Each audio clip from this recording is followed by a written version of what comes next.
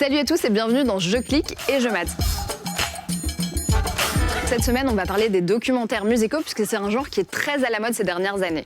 Que ce soit Orelsan, Billie Eilish ou même Britney Spears, chacun a eu droit à un documentaire qui lui était consacré. Et la dernière sortie du genre, c'est un documentaire consacré à Angèle fraîchement débarqué sur Netflix.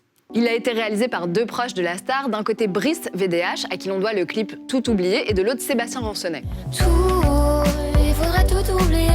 C'est un film intimiste qui raconte les questionnements, les doutes et les angoisses de la star suite à son succès fulgurant. Au début, elle se demande si elle arrivera à se débarrasser de l'image de fille d'eux et à la fin du documentaire, si elle arrivera à rester libre tout en étant célèbre. Avec un père chanteur, une mère comédienne et une place dans ma famille où je crois que j'ai toujours eu besoin de leur prouver des choses, que j'étais pas juste la petite fille. Et même si Angèle connaît une renommée incontestée aujourd'hui, le film rappelle que les débuts n'étaient pas forcément faciles puisque malgré le soutien inconditionnel de Damso, elle se faisait huer pendant les premières parties des concerts du rappeur. Et les lumières s'éteignent et ça se rallume, je monte sur scène et là je me fais huer, direct. Et là je commence à me dire comment je vais faire pour m'en sortir. Angèle se livre aussi sur un autre moment douloureux, la publication sans son accord d'une photo en couverture de Playboy. C'est une humiliation publique avec mes parents qui se mettent là-dedans Et j'étais très affectée par cet événement, mais aussi déterminée après. C'est probablement un événement qui a renforcé son engagement féministe avec des titres comme Balance ton quoi. Balance ton quoi. Et enfin, plus joyeux, on découvre l'accouchement de son deuxième album, 95, qui a été écrit pendant le premier confinement.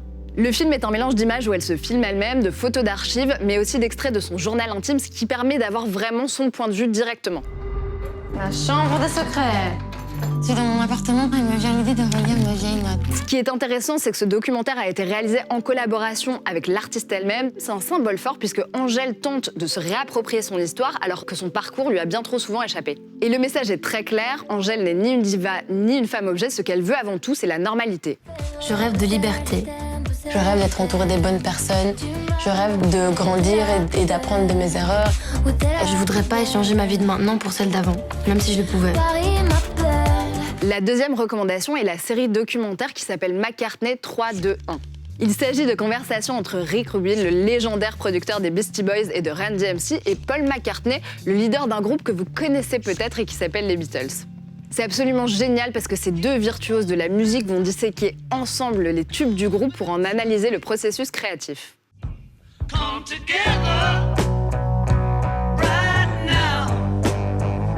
On comprend qu'un classique peut à la fois naître d'un dessin d'enfant, comme pour Lucy in the Sky with Diamonds, mais aussi d'une retraite de méditation en Inde, comme pour Obladi Oblada.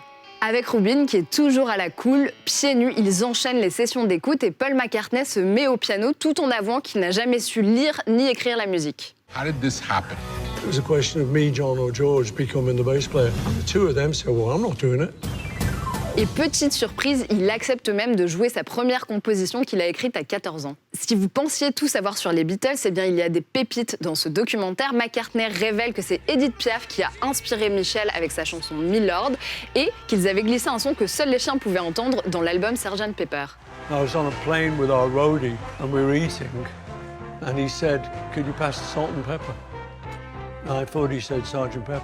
McCartney il raconte aussi sa rencontre avec chaque membre du groupe et comment, après la séparation, il a dû s'isoler et réapprivoiser petit à petit la musique des Beatles pour en devenir à son tour le plus grand fan. At the time, I was just working with this bloke, John. Now I look back and I was working with John Lennon. 50 ans plus tard, l'enthousiasme de McCartney est vraiment intact et leur amour de la musique est assez contagieux.